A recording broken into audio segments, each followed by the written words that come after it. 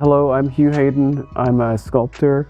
My artistic practice is primarily focused on exploring the American dream as this sort of desirable space that is difficult to inhabit. I'm happy that we leaned into the wood salad, if you will, that some people would have strayed away from having so many different types of wood, but I think just in a real person's home, it's not perfectly designed all at once by interior designer. There's pieces of the home that are acquired over a lifetime so that the woods don't match.